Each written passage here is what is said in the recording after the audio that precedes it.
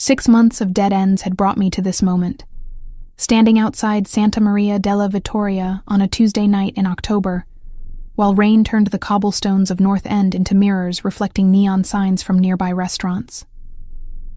The church loomed above me, all dark stone and Gothic arches, windows black and empty at 11 p.m. when any sensible person would be home. But 3 women had walked through those doors and never walked out again, and I was done being sensible. Rachel had approved the story 3 weeks ago, though not without reservations. "Just be careful, Megan," she'd said across her cluttered desk at the magazine, pushing her reading glasses up into her graying hair. "Missing persons cases have a way of getting messy, and if there's really something wrong with that church, you're walking into dangerous territory." I'd promised to stay in touch, to check in regularly, to not do anything stupid. 2 out of 3 wasn't bad. I pulled my jacket tighter against the wind that cut down Hanover Street, carrying with it the smell of garlic and basil from the restaurant still serving late dinners to tourists who didn't know better than to brave October weather. My camera bag hung heavy on my shoulder, packed with equipment I probably wouldn't use but brought anyway out of habit from years of field work. The last woman to disappear, Lauren Scott, had been seen entering the confessional booth on the left side of the nave. Security footage from a bodega across the street had captured her going in at 9:47 p.m. on a Friday. She never came out, at least not through the front door. The police had investigated, of course. They'd found nothing. The church had no other exits except a locked sacristy door that opened onto an alley, and the priest, Father Antonio, was 76 years old with arthritis and a solid alibi for that night. The case had gone cold within weeks, filed away with the other 2 disappearances that shared the same pattern. Young women, all in their late 20s, all last seen near or entering this church. No bodies, no witnesses, no answers. I tested the heavy wooden door and found it unlocked, which shouldn't have surprised me but did. Churches in this neighborhood usually locked up by 9, but maybe Father Antonio was inside, or maybe someone had forgotten. Either way, it was an invitation I couldn't refuse, even if every instinct I'd honed covering war zones and criminal investigations told me to turn around and come back during daylight hours with backup. The door creaked as I pushed it open, the sound echoing through what I immediately recognized as an empty space. No lights burned inside, except for a few votive candles near the altar, their flames casting dancing shadows across walls lined with paintings of saints and martyrs. The smell hit me next. That distinctive combination of incense, old wood, and candle wax that every Catholic church seems to share regardless of location. My footsteps on the marble floor sounded impossibly loud in the silence. I moved carefully down the center aisle, letting my eyes adjust to the darkness. The confessional booth stood along the left wall, just as the security footage had shown.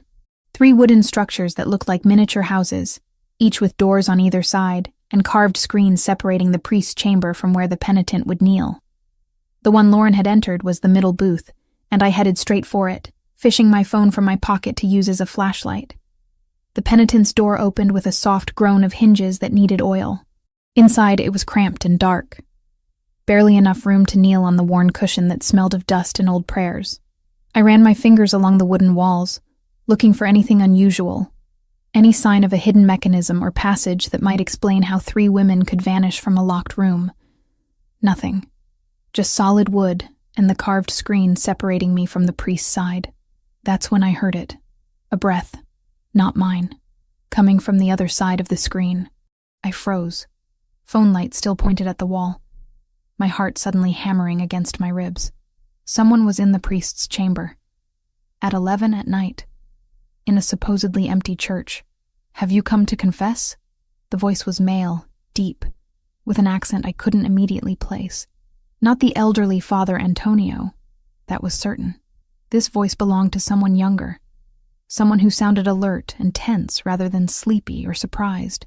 Every logical thought in my head screamed at me to leave, to get out of the booth and the church and not stop until I was back in my apartment with the door locked. But the journalist in me, the part that had gotten me into trouble more times than I could count, made me stay. If someone was using these confessionals for something illegal, pretending to hear confessions as cover, I needed to know. I needed to understand what happened to Lauren. to Samantha Wells, to Brittany Mitchell. So I knelt on the cushion, placed my phone in my pocket to hide the light, and played along. "Yes, Father," I said, keeping my voice steady despite the adrenaline coursing through me.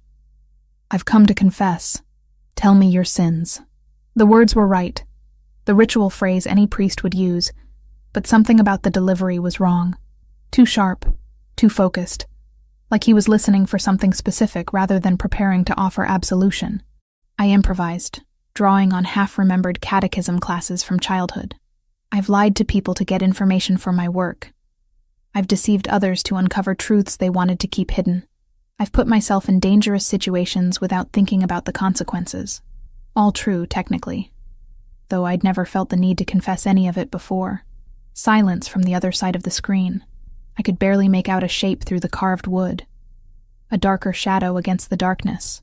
Then, what kind of work requires such deception? No priest would ask that. The confessional was meant to be about the sin, not the details of one's daily life. I felt my stomach tighten with the realization that I'd made a mistake coming here, that whoever was on the other side of that screen wasn't who he was pretending to be. "I'm an investigative journalist," I said, deciding that honesty might be safer than continuing the charade. "I look into things people don't want looked into." "And what are you investigating here?" His voice had dropped lower, more dangerous. "In this church, at this hour?" Before I could answer, before I could decide whether to run or keep talking, I heard the sound of the main church doors opening. Not the careful creak I'd made, but a violent slam of wood against stone. Voices followed, speaking rapid Mandarin. At least 4 different speakers from what I could tell. Footsteps, multiple sets, moving fast through the nave. "Don't move!" The whisper came sharp and commanding from the other side of the screen. "Lower your head. Don't make a sound. If they find you, we're both dead." I pressed myself against the back wall of the confessional, making myself as small as possible, head down like he'd ordered. Through the gaps in the door, I could see lights now, flashlight beams cutting through the darkness of the church. The voices grew louder, aggressive, punctuated by sounds I'd heard before in war zones. The distinctive click of firearms being readied, the metallic scrape of weapons being drawn. They were searching for something. For someone. And I was trapped in a wooden box with no exit and no weapon, listening to what sounded like an armed hit squad methodically checking every corner of the church. Something heavy crashed, probably one of the pews being overturned. Glass shattered, maybe one of the stained glass windows or a statue. The footsteps came closer, and I held my breath, pressing my hand over my mouth to muffle any sound. Through the screen I could see the shadow on the other side shift slightly, and I realized the man in the priest's chamber was preparing for something, his posture changing from passive to predatory. One of the searchers stopped right outside the confessional. I could see his boots through the gap under the door. Expensive leather. City shoes not meant for the kind of work he was clearly doing. He said something in Mandarin, and another voice answered from across the nave. The boots moved away. 10 minutes. That's how long it took for them to search the entire church. Though it felt like hours. 10 minutes of absolute stillness while my legs cramped from kneeling and my lungs burned from breathing as shallowly as possible. 10 minutes of wondering who these men were, and why they were here, and how I'd managed to walk into the middle of something that had nothing to do with missing women, and everything to do with violence. I didn't understand. Finally, the voices retreated. The footsteps moved back toward the entrance. The doors opened and closed, this time more carefully, and then silence settled over the church again like a physical weight. I waited, not daring to move until I heard the soft click of the priest's chamber door opening. Then the penitent's door swung inward, and I found myself staring up at a man who was absolutely, definitely not a priest. He was young, maybe early 30s, wearing a black cassock that fit wrong on his broad shoulders and muscular frame. Dark hair fell across his forehead, and his eyes caught what little light remained from the votive candles. Dark brown, almost black, and completely devoid of mercy or kindness. This was a man who had done violence, and would do it again without hesitation. The kind of eyes I'd seen on soldiers and mercenaries, and people who lived on the edge of civilization's rules. He looked me over quickly, assessing me the way a predator assesses potential prey, then made a decision. "You need to come with me," he said, his voice still low but no longer whispering. Right now. No questions. If you want to live through the night, you'll follow me and stay silent. I should have refused, should have demanded explanations, should have tried to run for the door, should have done literally anything other than what I did. But something about the absolute certainty in his voice, combined with the memory of those armed men searching the church, made me believe him. Whatever was happening here was bigger and more dangerous than I'd imagined, and this stranger in priest's clothing might be the only thing standing between me and whatever fate had befallen Lauren and the others. So I nodded once and stood on shaking legs, watching as he moved to the sacristy door with the practiced silence of someone trained in stealth. He produced a key from somewhere in the cassock, unlocked the door, and gestured for me to follow him into the darkness beyond. The sacristy was smaller than I expected, cluttered with vestments hanging from hooks on the walls and the faint smell of old incense clinging to everything.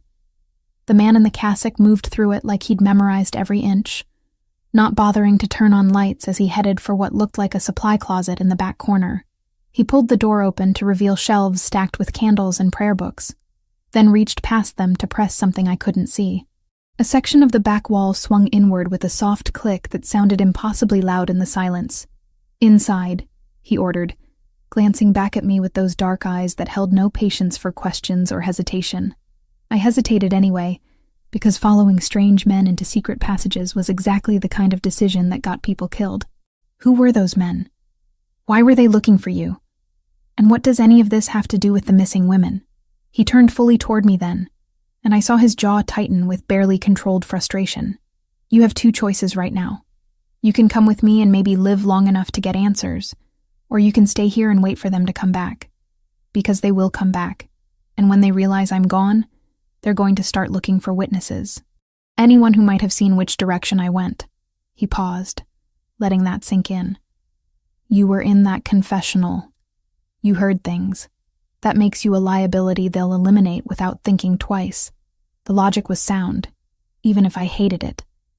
I'd heard them searching, heard the violence in their voices. Whatever was happening here went far beyond a story about missing women from a church. I'd stumbled into something bigger and more dangerous, and my options had narrowed to a single path forward. "Fine," I said, moving toward the hidden passage. "But I want answers once we're somewhere safe. You'll get them." He gestured for me to go first, and I realized it was a tactical decision. If I tried to run or do something stupid, he'd be right behind me to stop it. The passage was narrow, barely wide enough for my shoulders, carved from stone that felt ancient under my fingertips as I steadied myself in the darkness. The door closed behind us with a solid thunk, and suddenly, the only light came from a small flashlight he produced from somewhere in the cassock. "Move forward, steps down in about 20 feet. I did as instructed, feeling my way along the rough walls, breathing air that tasted stale and unused. The steps, when I reached them, were uneven and worn smooth by centuries of feet. How many people had used this passage? And for what purposes? The historical part of my brain wanted to stop and document everything. Take photos. Ask questions about the construction and age of these tunnels. The survival-focused part kept me moving downward into the cool dampness that smelled of earth and old stone. We descended for what felt like several minutes before the passage leveled out into a wider tunnel, tall enough to stand upright in, with brick archways every 15 feet or so supporting the ceiling. Water dripped somewhere in the distance, echoing in the enclosed space. The man behind me kept the flashlight pointed forward, illuminating just enough of the path ahead to walk without tripping. "The church was built in 1887, he said suddenly, his voice echoing slightly off the walls. "But these tunnels are older.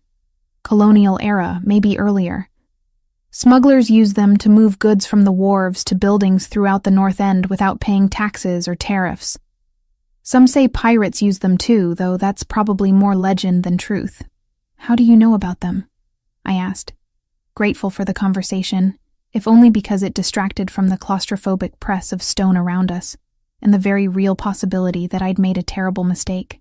"My family has been in this neighborhood for 3 generations. You learn the history, the hidden spaces, the routes that don't appear on any official map. It's necessary for survival in certain lines of work." That phrase, "certain lines of work," hung heavy with implication. I wanted to press him on it, to demand specifics about who he was and what he did, but something told me to wait.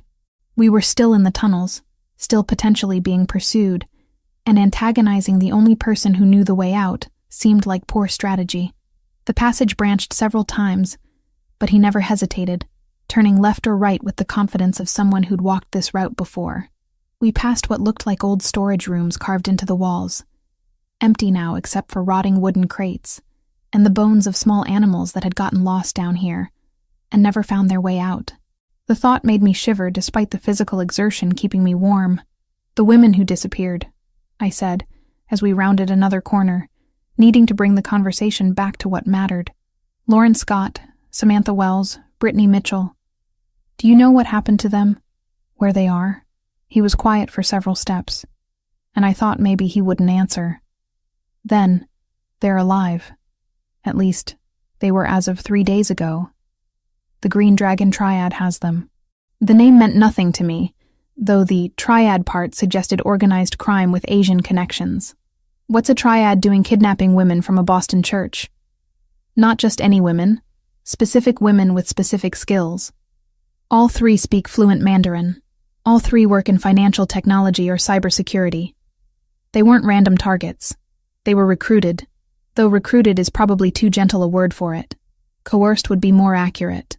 My mind raced, connecting pieces I hadn't seen as related before. For what? Money laundering? Among other things. The Triad has been expanding operations into Boston for the past year, trying to establish territory.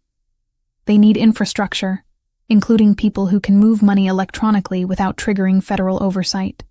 Your 3 missing women are probably sitting in front of computers right now, building systems they never wanted to build. The cassock rustled as he moved, and I heard fabric tearing. When I glanced back, he'd ripped the bottom hem away and was using the strip of cloth to wipe something dark off his hands. Blood, I realized with a jolt. Old blood that had dried into the fabric. "Whose blood is that?" I asked, then immediately regretted it when he fixed me with a look that suggested I really didn't want the answer. "Someone who tried to stop me from getting to the church tonight." He failed. The casual way he said it sent ice through my veins. This man had killed someone, probably recently, and showed no remorse or hesitation in admitting it. Yet he'd also just told me information about the missing women that no one else had been able to uncover. He was dangerous, absolutely, but he was also my best and possibly only lead. "If you know where they are, why haven't you gotten them out? Because walking into a triad operation with guns blazing is how you get everyone killed, including the hostages. I've been tracking their movements, mapping their security, looking for weaknesses. It takes time, and time is something those women might not have much of." The tunnel began to slope upward, and the air grew fresher, less stale. We were approaching another exit. "So why were you in the church? Why were they looking for you there?" One of the corrupt priests who's been helping the Triad got nervous. Started talking to people he shouldn't have talked to, including me through an intermediary. "We were supposed to meet tonight at the church. I got there early and realized it was a trap, so I hid in the confessional. Unfortunately, you decided tonight was the perfect time to play investigative journalist in a locked church." His tone carried accusation, but I wasn't about to apologize for doing my job. "I've been looking for those women for 6 months. No one else seems to care that they disappeared. The police closed the cases. Their families have given up hope. Someone had to keep searching." "Noble," he said, though the word carried no warmth. "Also incredibly stupid. You could have been the 4th disappearance, and no one would have known what happened to you either." We reached a door, metal and modern unlike the ancient stone surrounding it. He pulled a key from inside the cassock and unlocked it, pushing it open to reveal a space that looked like an abandoned warehouse. Concrete floors, high ceilings with broken skylights letting in moonlight, the smell of oil and rust. In the center of the space sat a black SUV with windows tinted so dark I couldn't see inside. 2 men emerged from the vehicle as we approached. Both wore dark suits and had the same alert, dangerous quality as the man I'd been following. One was older, maybe in his 50s, with silver threading through his dark hair. The other was younger, built like he spent significant time in a gym. Both carried themselves like soldiers or bodyguards, weight balanced, hands ready to reach for weapons if needed. "Christopher," the older man said, his voice carrying relief mixed with reproval. "We've been waiting 30 minutes. The scanner picked up police bands reporting an alarm at Santa Maria della Vittoria. We thought they'd gotten you. Christopher." Finally, a name. He shrugged off the cassock, revealing the suit underneath. It had been expensive once, perfectly tailored to his frame. But now it was ruined. Dark stains spread across the white shirt, and the jacket had tears along one sleeve. He tossed the cassock aside and unbuttoned his cuffs, rolling up the sleeves with practiced efficiency. They tried. I had help. He gestured toward me, and both men turned their full attention in my direction. Being assessed by 3 dangerous men simultaneously was not an experience I'd recommend. "Who is she?" the older man asked, suspicion clear in his tone. "A complication," Christopher said, which I found mildly offensive given that I'd been minding my own business before he'd dragged me into secret tunnels. "She was in the church investigating the disappearances.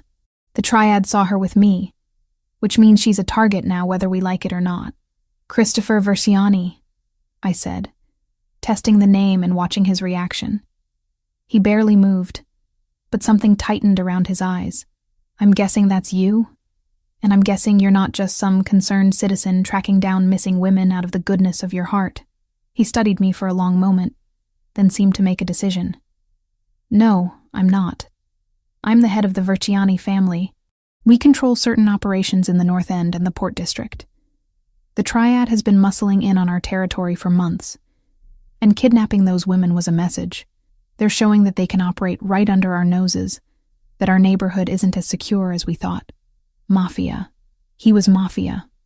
The realization should have terrified me more than it did, but I'd covered enough organized crime stories to know that not all criminals were created equal. Some operated with codes, with rules about civilians and unnecessary violence. Others had no limits at all. The triad sounded like the latter, which maybe made Christopher and his family the lesser evil in this particular equation. "And now I'm caught in the middle of a territorial dispute," I said, hating how my voice shook slightly despite my best efforts to sound calm. "Yes, which means you have 2 options. You can come with us, accept our protection while we figure out how to deal with the triad situation, or you can try to go back to your normal life and hope they don't track you down and eliminate you as a witness." He paused. "I wouldn't recommend the second option." The older man cleared his throat. "Christopher, we should move. If they tracked you to the church, they might track the tunnel exit." Christopher nodded, then returned his attention to me. "Decision time. I need an answer right now." I thought about Lauren Scott, wherever she was, probably terrified and forced to use her skills for criminals. I thought about my apartment in Boston, my work, my editor Rachel, who would be expecting an update soon. I thought about the men searching the church with weapons and cold voices. And I thought about the fact that Christopher had just handed me the biggest story of my career, wrapped in danger and moral ambiguity, and walking away meant never knowing how it ended. 72 hours, I said. "I'll accept protection for 72 hours while we compare information. I know things about the victims, their backgrounds, their habits before they disappeared. You know about the triad and their operations. Between us, we might actually be able to find them and get them out. But I need to contact my editor, let her know I'm okay." Christopher considered this, exchanged a glance with the older man who gave a slight nod, then agreed. "One message. Vague. Nothing about locations or names, and it goes through our secure channels first." "Fine. Get in the car. We're going to a safe location about 90 minutes from here. Once we're there, you can send your message, and we'll start talking about what you know and what I know." He opened the rear door, gesturing for me to enter. The interior was leather and luxury, climate-controlled and soundproofed. I slid across the seat, and Christopher followed, settling beside me while maintaining a careful distance. The older man took the driver's seat, and the younger one rode shotgun. Literally, given the weapon I could see holstered under his jacket. As the engine started and we pulled out of the warehouse, I realized I'd just voluntarily gotten into a car with 3 men I didn't know, heading to an unknown location, with no backup and no real plan. Every true crime documentary I'd ever watched screamed that this was how people ended up as statistics. But those women were still out there, still waiting for someone to find them. and now I had the resources and information to actually do it, even if those resources came with more danger than I'd bargained for. Christopher pulled out his phone, typed something, then handed it to me. "Your message. Keep it simple." I took the device and composed quickly, following a lead. "Maybe out of contact for a few days. Don't worry, I'm safe. We'll explain everything soon. M." He read it, nodded approval, and sent it through whatever encrypted system he used. Then he took the phone back and settled into the seat, closing his eyes briefly like he was exhausted. "Cape Cod?" I asked, remembering the 90 minutes he'd mentioned. "A property my family owns. Secure, private, away from the city where the triad has eyes everywhere." He opened his eyes again, turning to look at me directly. "For what it's worth, you made the right choice. Going home would have been a death sentence. At least this way, you have a chance." I wasn't sure if that was meant to be comforting or threatening, but I chose to take it as the former. We had 72 hours to figure out how to rescue 3 women from a criminal organization that had already proven willing to kill. It wasn't much time, but it was more than those women had yesterday. The car accelerated onto what I recognized as the highway heading south out of Boston, and I watched the city lights fade behind us, carrying me further from everything familiar and deeper into a world I'd only ever written about from the outside. Now I was inside it, for better or worse, and there was no turning back. The house materialized out of coastal fog, like something from a Gothic novel. All weathered stone and wide windows facing the Atlantic. We'd driven the last 20 minutes in complete darkness, winding through back roads that didn't appear on any GPS, until the SUV finally pulled into a circular driveway, illuminated by subtle landscape lighting. Christopher had remained silent for most of the journey, making occasional calls in what I assumed was Italian, his voice too low for me to catch more than fragments. Joseph cut the engine and turned in his seat. "Welcome to the Versiani summer residence. You'll be comfortable here, and more importantly, you'll be safe. The property has security that would make the Secret Service jealous." "Comforting," I muttered, though I wasn't sure if I meant it sarcastically or not. Christopher opened his door and gestured for me to follow. The salt air hit me immediately, thick with brine and the sound of waves crashing against rocks somewhere below the house. October on Cape Cod meant cold nights and colder mornings, and I wrapped my jacket tighter as we climbed the stone steps to the main entrance. The interior defied my expectations completely. Instead of dark, oppressive spaces filled with heavy furniture and the weight of criminal enterprise, I found myself in an open-plan living area with soaring ceilings, whitewashed walls, and modern art that looked original rather than mass-produced. Floor-to-ceiling windows along one entire wall offered views of the ocean, though the darkness outside turned them into mirrors reflecting the 3 of us standing in the foyer. A woman in her 60s appeared from what I assumed was the kitchen, wiping her hands on an apron. Her silver-streaked hair was pulled back in a practical bun, and her face carried the kind of warmth that seemed genuine rather than performed. "Christopher, finally." I was beginning to worry. "Sorry for the delay, Teresa. We had complications." He nodded toward me. "This is Megan Foster. She'll be staying with us for a few days. She'll need a room prepared, and probably something to eat. We haven't stopped since leaving the city." Teresa's eyes swept over me with the assessing gaze of someone accustomed to reading people quickly. Whatever she saw must have satisfied her, because she smiled and gestured down a hallway. "The blue room is already made up. Ms. Foster, if you'll follow me, I'll show you where everything is." I glanced at Christopher, who nodded permission, then followed Teresa through a hallway lined with photographs. Most showed the same locations, the house in different seasons, the ocean in various moods. But what caught my attention were the family pictures. Christopher younger, laughing with people who shared his dark coloring and strong features. An older couple who must have been his parents. Groups at celebrations, weddings, christenings. All the normal markers of life that seemed at odds with what I knew about his occupation.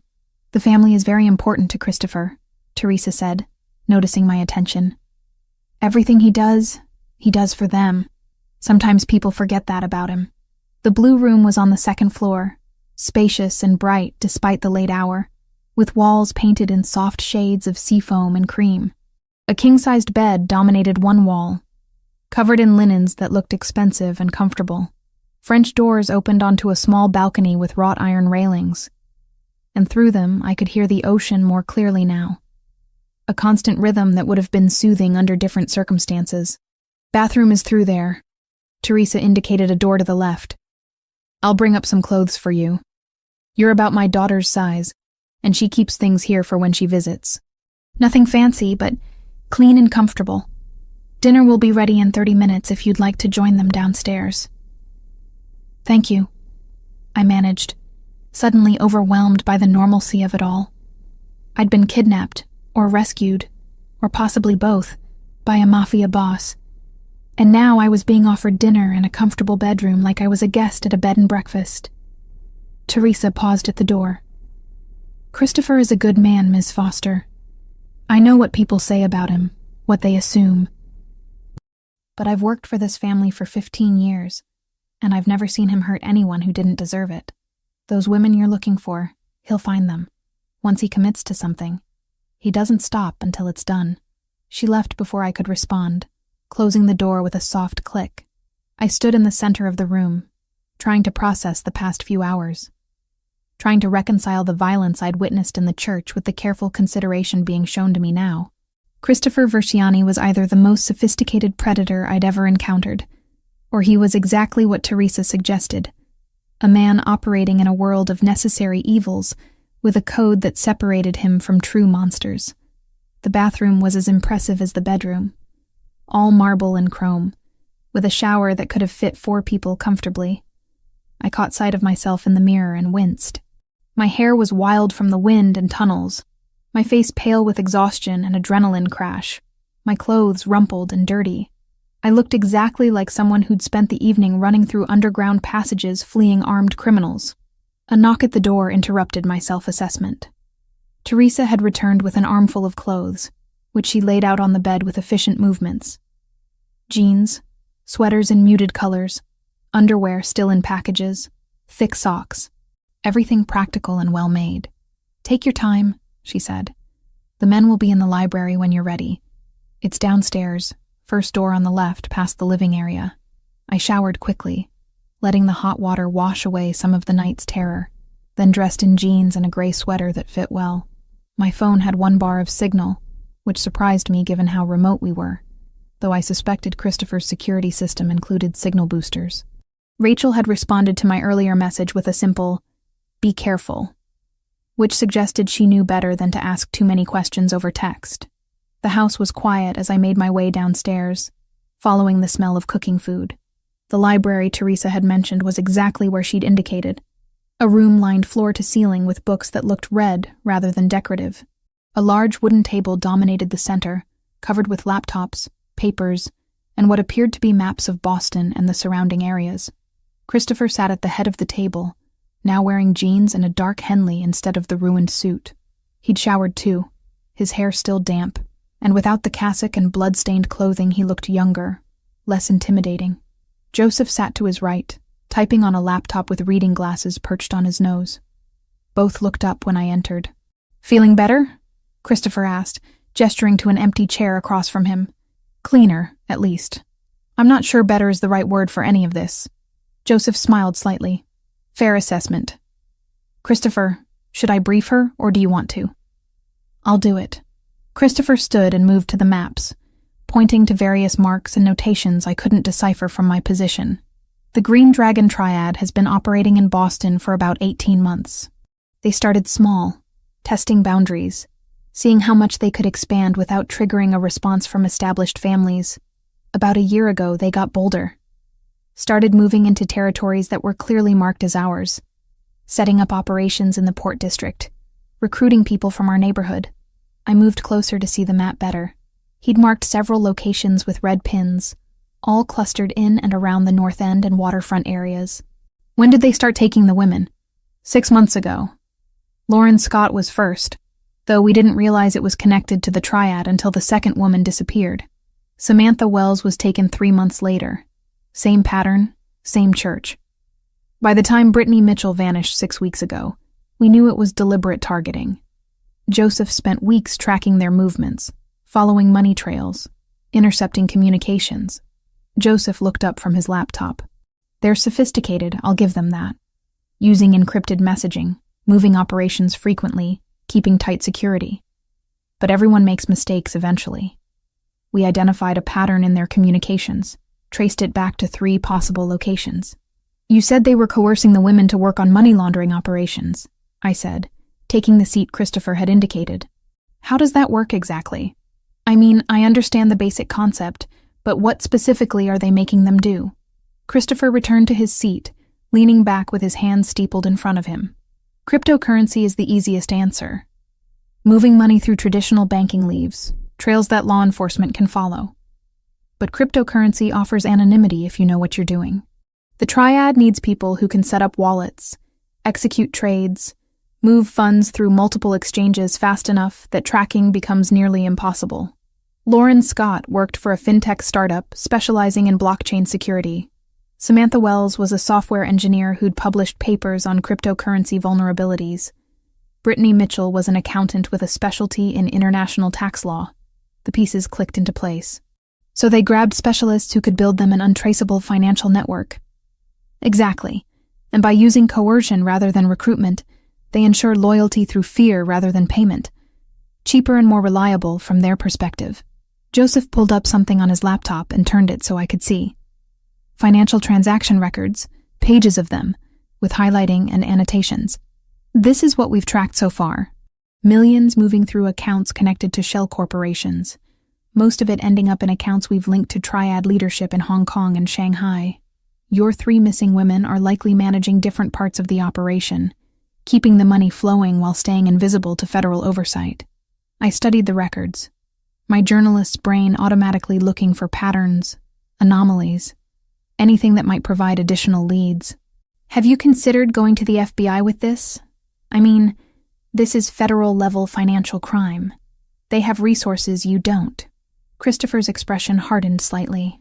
The FBI would spend months building a case, getting warrants, following procedures.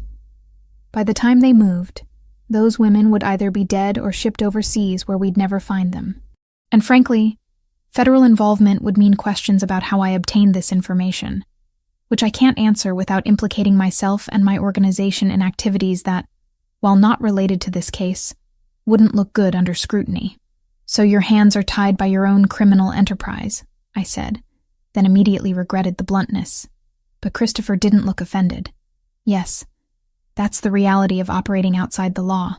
We can't ask for help from the very authorities we've spent decades avoiding, which is why we have to handle this ourselves, quietly and quickly.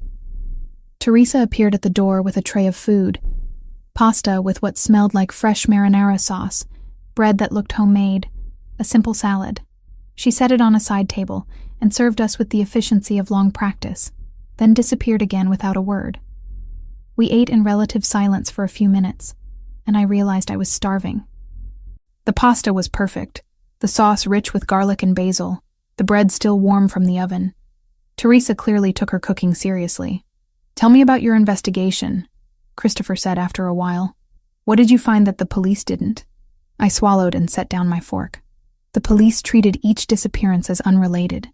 3 women vanishing over 6 months, different neighborhoods, different occupations. The only connection was the church, and they didn't see that as significant. But I noticed patterns they missed. All 3 women spoke Mandarin fluently. All 3 had specialized financial or technical skills. All 3 had recently ended relationships or lived alone, which meant fewer people actively looking for them immediately after they vanished. Joseph looked interested. "How did you connect them to the church?" "Security footage from nearby businesses. The police checked the church's internal cameras, but there aren't any. So they assumed nothing useful could be found. I spent weeks going door to door, asking businesses if I could review their external security footage. A bodega across the street had a camera that captured part of the church entrance. I saw Lauren go in. Then I found 2 other businesses with cameras that showed different angles. Samantha and Brittany, both entering that same church within an hour of last being seen. Christopher studied me with what might have been respect. The police should have done that footwork. They should have. But missing persons cases get dropped when there are no bodies, no witnesses, no obvious suspects. These women just vanished, and without evidence of foul play, the cases went cold. Their families couldn't afford private investigators, and the media wasn't interested because none of them were wealthy or connected. They were just normal people who fell through the cracks, until you decided not to let them, Joseph said quietly. Someone had to care. Someone had to keep looking. I met Christopher's gaze directly, which is why I'm here, despite every rational instinct telling me to run. You have resources and information I don't. I have details about the victims that might help locate them. Between us, we might actually be able to do this. Christopher nodded slowly, then stood and moved to a different map, this one showing the greater Boston area in detail. Based on intercepted communications and surveillance, we've identified 3 probable locations where the triad might be holding them. An abandoned warehouse in the Port District, a house in suburban Quincy, and a cargo ship currently docked in Boston Harbor. Joseph has teams watching all 3, but we need confirmation before we move. Going after the wrong location tips them off and puts the women at greater risk. So what's the plan? I asked, joining him at the map. We narrow it down. You know these women's backgrounds, their habits, their skills. That might help us determine which location makes the most sense for their operation. The warehouse would be good for storage and security, isolated location with controlled access. The Quincy house would be better for long-term concealment. Normal suburban neighborhood where unusual activity wouldn't be immediately noticeable. The cargo ship offers mobility. They could move the operation out of the country if they felt threatened. I studied each location, thinking about what I knew. Lauren and Samantha both had backgrounds that required stable internet connections for their work. Cryptocurrency trading needs reliable, high-speed access. A warehouse might not have that infrastructure, and a cargo ship definitely wouldn't. The house makes the most sense if they're running active operations. Joseph made a note on his laptop. That matches what we've observed. More electronic activity around the Quincy location. Lots of delivered equipment that could be computer servers, generators for backup power. But the warehouse could be where they're storing physical records or backup systems, I continued, following the logic. And the ship could be their exit strategy if things go wrong. Christopher pointed to specific marks on the map. My thinking exactly. Which means we need eyes on all 3 locations simultaneously. Coordinated timing so that hitting one doesn't alert the others. That's a military-level operation, I said. How many people do you have who can pull that off? More than you'd think. The Versiani family isn't just me and Joseph. We have over 24 people we trust completely, most with military or law enforcement backgrounds who've chosen to work with us for various reasons. It's not the triad's numbers, but we have better training and knowledge of the territory. A sound cut through our discussion, sharp and insistent. Joseph's phone buzzed, then Christopher's, then a third device I hadn't noticed sitting on the table. All 3 men, Christopher, Joseph, and the driver who'd stayed with the SUV, reacted simultaneously. Security alert, Joseph said, already pulling up camera feeds on his laptop. Something triggered the perimeter sensors. Christopher moved behind him, watching the screens that showed various angles of the property in infrared. There, northeast corner, about 200 yards out. I saw it too. Small shapes moving between trees, at least 3 separate heat signatures. The triad? Reconnaissance drones, Joseph identified, zooming in on one of the shapes. Small commercial models, nothing military grade. They're checking the property, probably trying to confirm we're here. Christopher's expression went cold, calculating. Lockdown protocol. Shut the exterior lights, activate all cameras, get everyone inside and armed. They're not attacking tonight, just gathering information. But I want to be ready in case I'm wrong. Joseph was already moving, phone pressed to his ear, issuing rapid commands. Christopher turned to me, his voice calm despite the sudden tension. Go back to your room, lock the door, stay away from the windows. This is probably nothing more than them confirming I survived the church, but I'm not taking chances with your safety. What about you? I asked, hating how my voice wavered. This is my house, my territory. I'll be fine. He placed a hand briefly on my shoulder, the touch grounding and oddly reassuring. Trust me, Megan. I've dealt with worse than surveillance drones. I wanted to argue, wanted to stay and see what would happen, but the look in his eyes told me this wasn't negotiable. So I headed back upstairs, my heart pounding, listening to the sounds of the house transforming around me. Lights cutting off, doors locking, the subtle mechanical whir of security systems activating. From my room, I watched through a crack in the curtains as Christopher and two other men I hadn't seen before moved across the darkened lawn with weapons drawn, hunting the drones that had dared to violate his sanctuary. They moved like shadows, coordinated and professional, and I found myself wondering again about the man who had pulled me into this world. 30 minutes later, my phone buzzed with a text from an unknown number. All clear, get some sleep. Tomorrow we plan the rescue operation. I lay in bed, listening to the ocean, and thought about Lauren, Samantha, and Brittany, wherever they were, hoping they could hold on just a little bit longer, because now we weren't just investigating their disappearance. We were actively planning to bring them home. Consequences be damned. Morning came too early, gray light filtering through the curtains, and the sound of gulls crying over the water. I'd barely slept, my mind replaying the drone incident and what it meant. The triad knew we were here, or at least suspected. That changed everything about timing and safety. When I made my way downstairs, I found Christopher already in the library with Joseph and 3 other men I hadn't met yet. They were studying blueprints spread across the table, coffee cups scattered among the papers. Christopher glanced up when I entered, and I noticed the exhaustion around his eyes despite his alert posture. "We're moving the timeline up," he said without preamble. "The drone surveillance last night means we have maybe 48 hours before they either move the women or reinforce their security. We hit all 3 locations tomorrow night." Joseph pointed to the blueprints. "Megan, these are the layouts we've compiled for each site. The Quincy house is here, standard 2-story colonial in a quiet neighborhood. The warehouse is commercial district, mostly abandoned buildings around it. The cargo ship is docked at Pier 7, registered to a shell company, but we know it's Triad-owned. I studied the plans, my journalist's eye noting details. I want to be part of the team going to the Quincy house." The room went silent. Christopher set down his coffee cup with deliberate care. "Absolutely not. You're a civilian with no tactical training. You'd be a liability." "I have tactical training," I countered, meeting his gaze. "I spent 3 years covering conflicts in Syria and Afghanistan. I know how to move in hostile territory, how to stay quiet, how to follow orders in dangerous situations. And more importantly, I've studied photographs of those 3 women for months. I could identify them from a distance in bad lighting." "Can any of your people say the same?" "She has a point," Joseph said quietly. "Recognition could save crucial seconds if we need to confirm targets before extraction." Christopher's jaw tightened. "It's too dangerous. If something goes wrong, if the Triad has more people there than we expect, I'm not risking your life on a rescue operation. With respect, that's not your decision to make." I kept my voice level despite the frustration building in my chest. "Those women disappeared because no one cared enough to look hard. I've spent half a year trying to find them.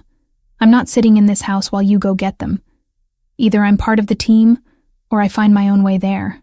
The threat was empty, and we both knew it, but something in my determination must have registered, because Christopher exchanged a long look with Joseph before sighing heavily.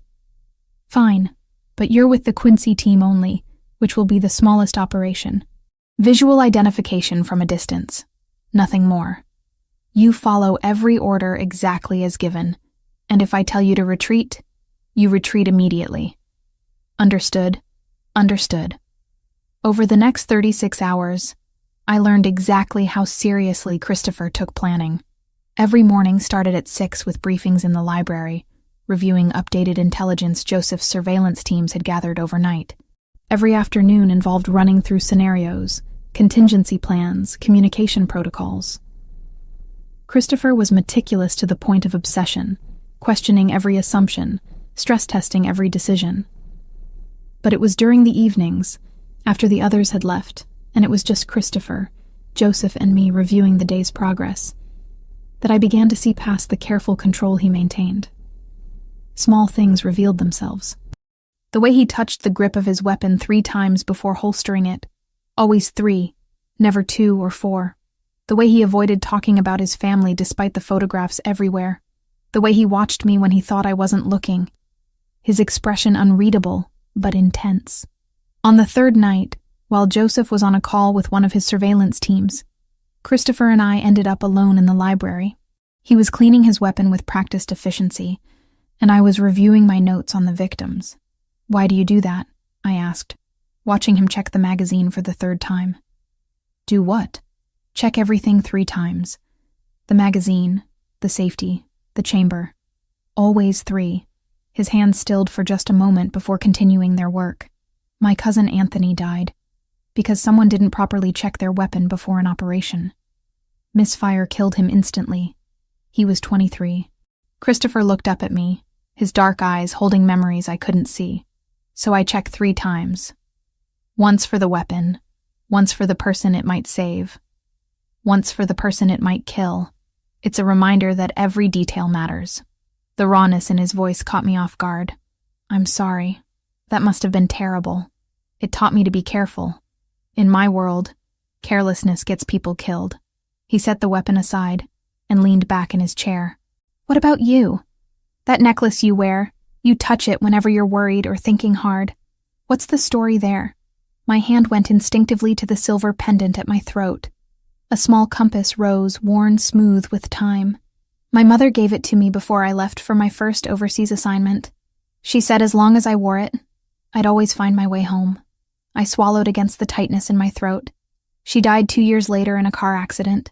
I never got to tell her how many times thinking about that compass kept me from giving up in dangerous situations. "She'd be proud of you," Christopher said quietly. "What you're doing for these women, the risks you're taking, that takes courage most people don't have. Or stupidity. The line is pretty thin." "Maybe. But I've seen a lot of people in my life, Megan. Some brave, some stupid, some both. You're not stupid. Stubborn, definitely, but not stupid." The moment stretched between us, charged with something I wasn't ready to name. Joseph's return broke it, but the understanding remained. The day of the operation arrived with unseasonably warm weather, the kind of October evening that felt more like summer. Christopher gathered all 3 teams in the library for final briefing.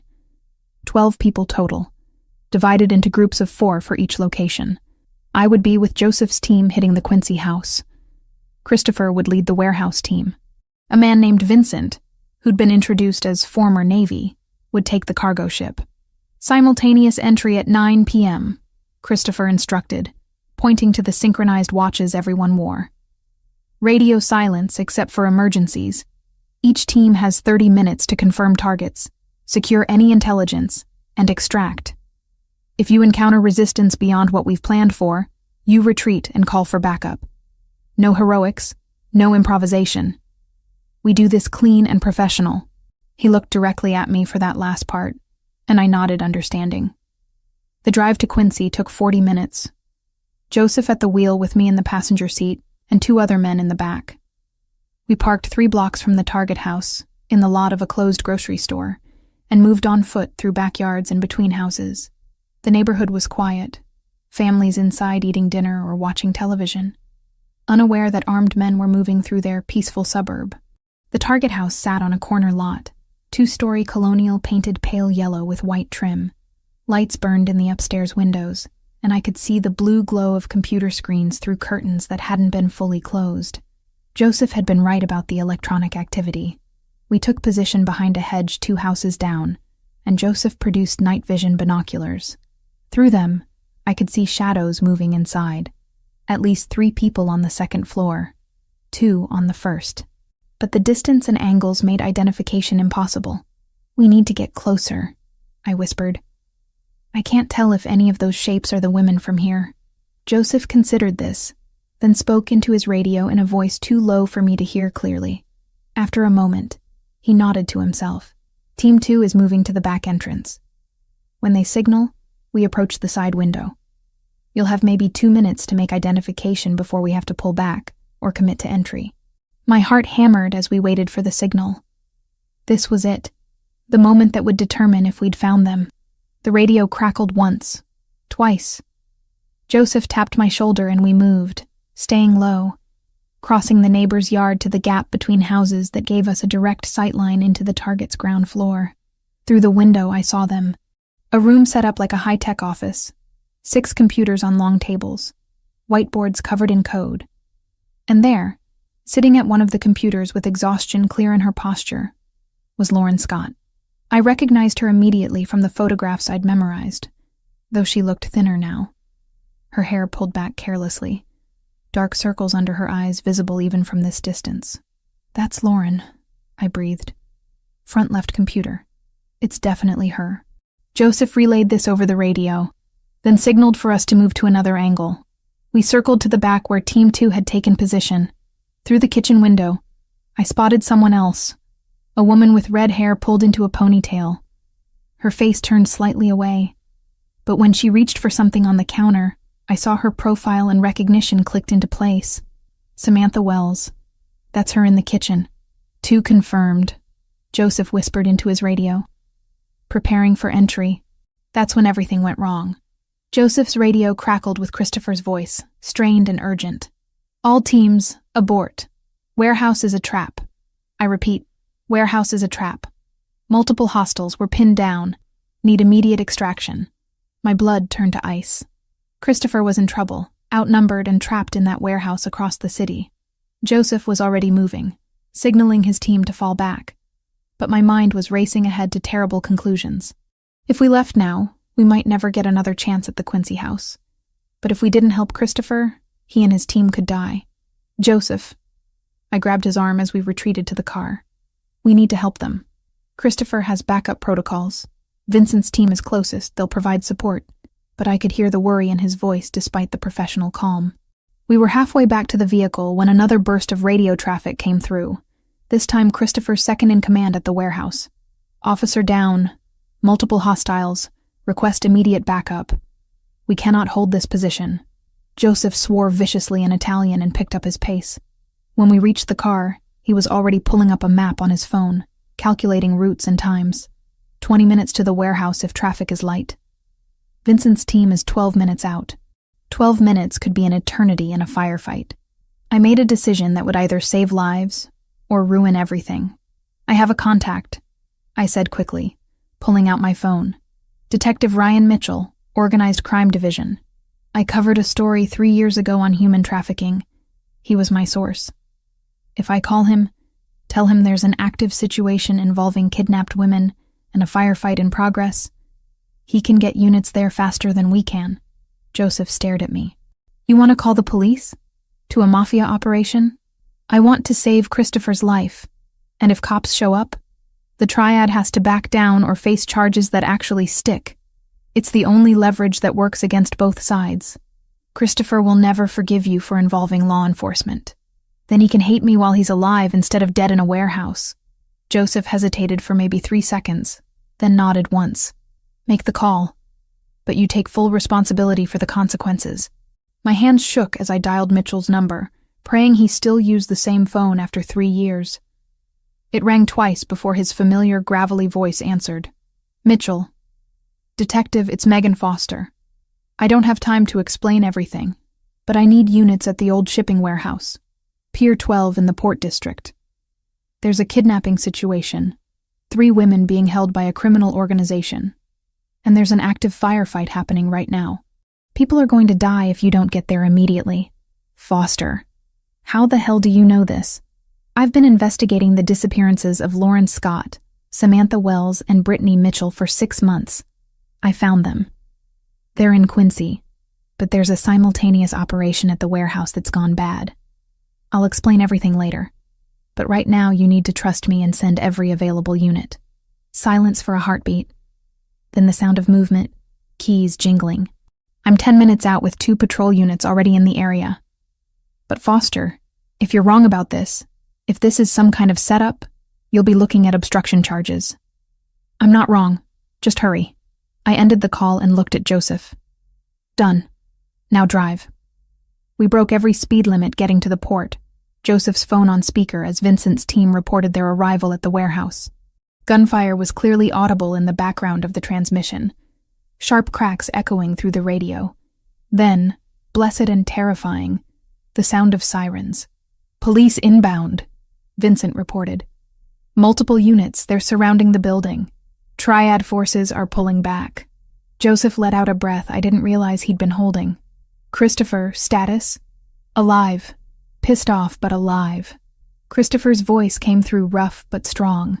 Someone called the cops. I'm guessing I know who. She saved your life, Joseph said simply. She also just complicated everything exponentially. But we'll deal with that later. Right now, we need to secure the women before the Triad realizes we're hitting Quincy too. By the time we reached the warehouse, it was chaos. Police cruisers blocked both ends of the street. Officers in tactical gear moving through the building. I spotted Christopher immediately, standing by an ambulance with paramedics checking the bleeding wound on his left arm, while he gestured with the other hand, clearly giving orders to his remaining team members. His eyes found mine across the distance, and even from 50 feet away, I could see the fury and something else. Maybe relief, maybe frustration. Definitely complicated emotions he'd have to sort through later. Detective Mitchell appeared at my window before I could get out of the car. Start talking, Foster, and this better be good. The next 20 minutes existed in a blur of sirens, flashing lights, and controlled chaos. Police units converged on the warehouse from 3 directions while Detective Mitchell kept me in his cruiser, alternating between asking questions and barking orders into his radio. Through the windshield, I watched federal agents in tactical gear move through the building, weapons drawn, as remaining Triad members were escorted out in handcuffs. Christopher emerged supported by 2 paramedics, his left arm wrapped in temporary bandaging, blood seeping through the white gauze. Even injured and surrounded by law enforcement, he moved with that same dangerous grace, his attention sweeping the scene until his eyes found mine. The fury in his gaze was palpable even across the distance, mixed with something else I couldn't quite identify. Relief, maybe. Or betrayal.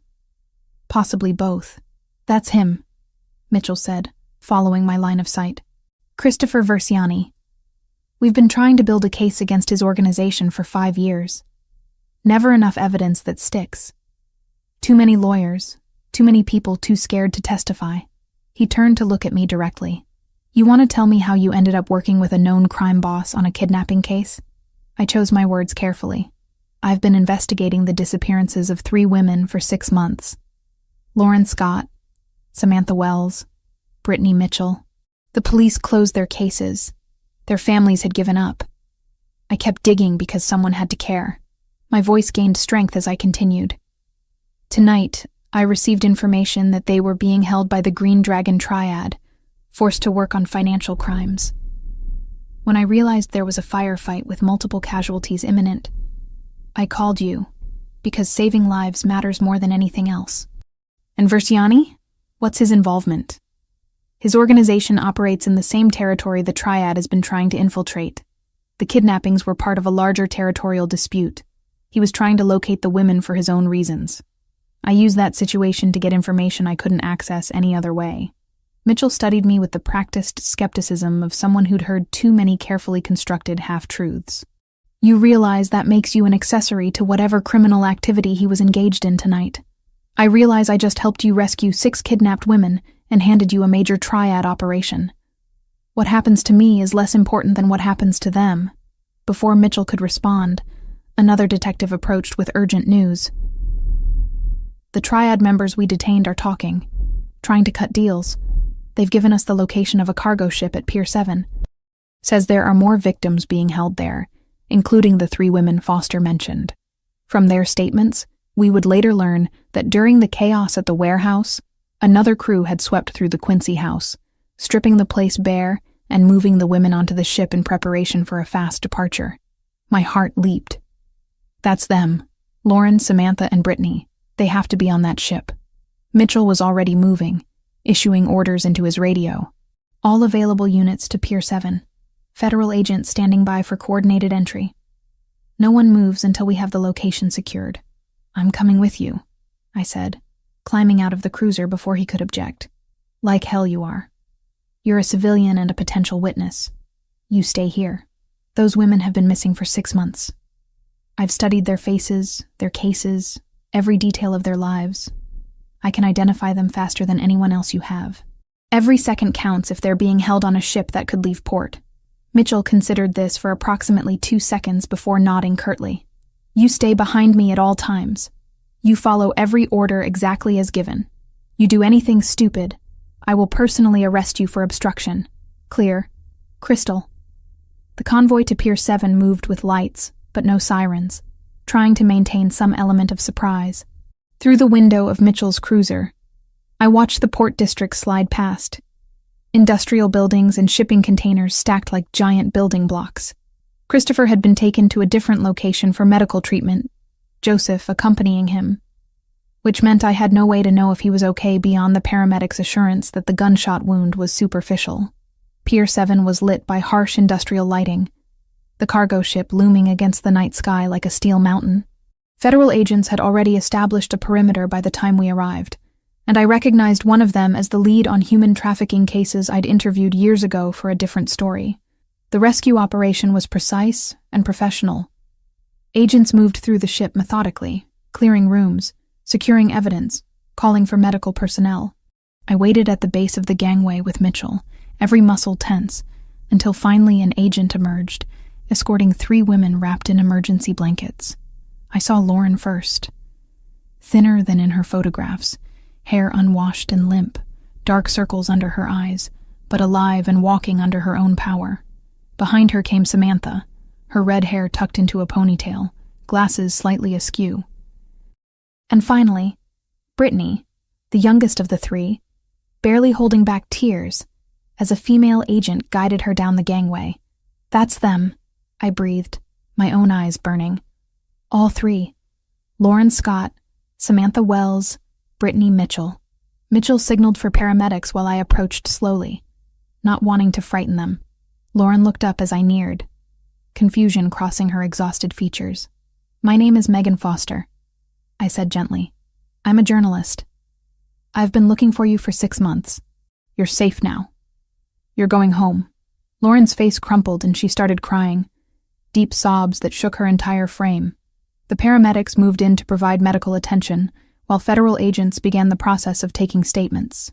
I managed to speak briefly with each woman before they were taken away, just long enough to confirm they'd been coerced into building cryptocurrency laundering systems for the Triad, threatened with violence against their families if they refused or tried to escape.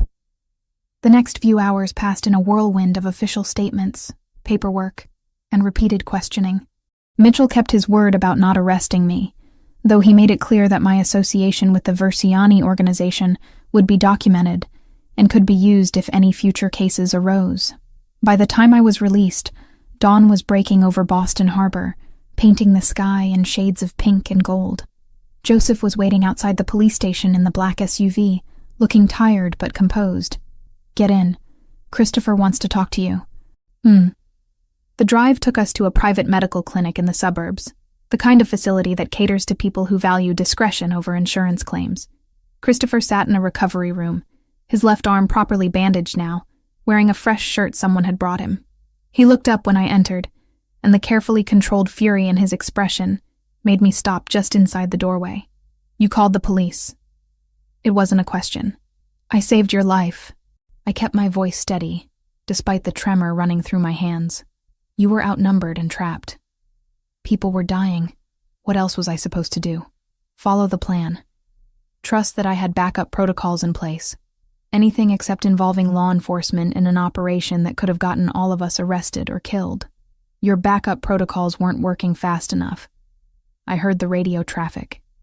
You were pinned down with multiple casualties. Another 5 minutes and you might have been dead. He stood, moving toward me with the predatory grace that always made my breath catch. You made a decision that affected not just me, but my entire organization. The Triad is detained but not destroyed, which means there will be retaliation. The police now have documentation connecting me to tonight's events, and you've compromised your own safety by being identified as someone who works with my family. I know all that. I lifted my chin, meeting his gaze directly, and I'd make the same choice again, because those women are alive and free. Because you're alive and standing here angry at me instead of dead in a warehouse. I can live with the consequences of that. Something shifted in his expression, the fury banking to reveal exhaustion and grudging respect. You're either incredibly brave or incredibly reckless. I haven't decided which yet. Probably both." He almost smiled at that, then winced and touched his injured arm. "The women, they're really okay? Traumatized, physically exhausted, but alive. Federal agents are protecting them while they recover and give statements. The Triad leadership is being charged with kidnapping, human trafficking, and about a dozen financial crimes. It's going to be a major case. Probably national news by morning, which means you got your story. I got something better. I got them back alive." We stood in silence for a moment, the weight of everything that had happened settling between us. Finally, Christopher spoke again, his voice quieter. "Mitchell pulled me aside before they released me. Told me he knows you called him tonight, that you took responsibility for involving law enforcement. He said you put yourself at legal risk to save my life and my men's lives, and that I should remember that before I did something stupid, like exact revenge on a civilian journalist." "Did you tell him you don't do revenge on civilians?" "I told him that you and I had business to conclude regarding the women's stories, and that he should focus his attention on the actual criminals who'd committed actual crimes instead of harassing people who'd helped with the rescue." Christopher moved to sit back down, clearly more injured than he wanted to admit. "My family's attorneys are already working to ensure none of tonight's events lead to charges against my organization. It helps that we arrived at the warehouse after the Triad ambushed us, technically making us the victims rather than the aggressors. Self-defense," I said, understanding the legal strategy. "Exactly. Combined with the fact that we provided information that led to the rescue of 6 kidnapping victims, including 3 that law enforcement had given up on. The district attorney is unlikely to press charges. We'll maintain our distance from official investigation, cooperate minimally, and let the Triad take the fall for everything. Over the next week, I lived in a strange suspended reality. Federal agents interviewed me multiple times, building their case against the Triad leadership. Detective Mitchell checked in daily, half protecting me and half ensuring I wasn't going to disappear or change my story. And I spent every spare moment interviewing Lauren, Samantha, and Brittany, documenting their experiences with their permission, building the most important article of my career. Christopher maintained physical distance, but sent messages through Joseph confirming he was recovering, that territorial negotiations with other crime families were happening behind the scenes, that the Triad's presence in Boston was being systematically dismantled. He'd stepped back from visible leadership as part of an agreement with rival organizations, letting Joseph handle day-to-day operations while he played consultant from the shadows. The article I published 3 weeks later landed like a bomb in journalistic circles. "The women the city forgot. How 3 kidnapping victims survived 6 months of high-tech slavery became national news within hours of hitting the magazine's website." I'd omitted Christopher's specific role per our agreement, focusing instead on the victims' stories and the Triad's sophisticated operation. Lauren, Samantha, and Brittany were portrayed as survivors rather than victims, brave women who'd endured unimaginable circumstances and lived to tell about it. Rachel called me the morning after publication, her voice thick with pride and concern. "Megan, this is incredible work. Best thing you've ever written. But I'm getting calls from other news organizations wanting to know how you got access to these women before anyone else, how you knew where to find them. What do I tell them? Tell them I did 6 months of old-fashioned investigative journalism that law enforcement couldn't or wouldn't do. Tell them I followed leads everyone else had given up on. And tell them the women trusted me to tell their story honestly, which is why they talked to me first." All true, even if it wasn't the complete truth. 3 weeks after the rescue, Detective Mitchell called to inform me that the Triad leaders had been formally charged and would face trial within 6 months. With their organization dismantled and leadership in custody, the threat level against me had dropped significantly. My police protection was being withdrawn.